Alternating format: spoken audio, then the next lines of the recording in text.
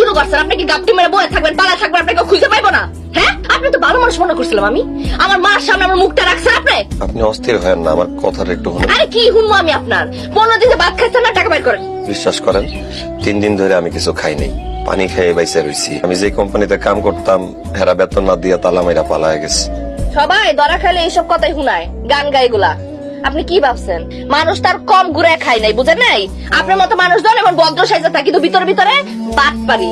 দেখেন, এত কথা শুনোর আমার কাম নাই। আমার অফিসে ভাত লয়ে যাওয়া লাগবে, আপনি টাকা বের করেন। বাইর করেন, টাকা বাইর করেন।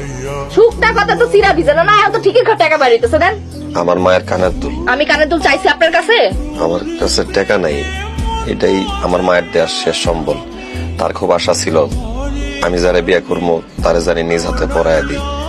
আমার কাছে টাকা যেহেতু নাই, আপনি এগুলা বেচা দিয়ে আপনার মায়ের টাকাগুলা দিয়ে দিন।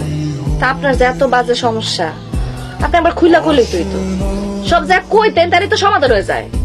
কইতেই গেছিলাম, কিন্তু বাইরে থেকে আপনাকে কথা শুনে আবার ফিরাইছি। মনে মনে ভাবছি টাকা পাইলে সব শোধ দিয়া দিব।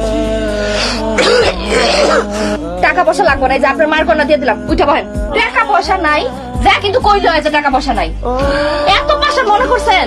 হ্যাঁ, টাকা পয়সা লেগে এখন কি জানলাম নাকি? আমার কাছে কিছু জমানো টাকা ছিল, আমি আমারে দিছি, দিয়া কইছি আপনি মাসের টাকা দিয়ে দিচ্ছেন।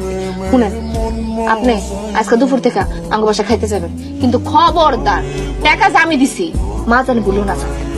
আপনার এই ঋণ আমি কেমনে শোধ করব? আমি একটা চাকরির ইন্টারভিউ লেটার পাইছি, বড় কোম্পানি।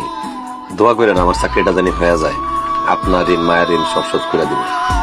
আল্লাহ ভরসা হয়ে যাব। ঋণ বাড়ছে না, আর একটু বাড়াই দিই। খাই এলাম, এরপর মার্কেটে যাবো, যাই আপনার একটা সুন্দর দেখে শার্ট কিনা। খালা, আমি একটা চাকরির ইন্টারভিউতে যেতেছি, অনেক বড় কোম্পানি, আমার জন্য দোয়া করেন। মাশাআল্লাহ, যাও বাবা, তোমারে দোয়া দিলাম, তুমি ভালো করে পরীক্ষাটা দিও যেন চাকরিটা হয়। হ্যাঁ।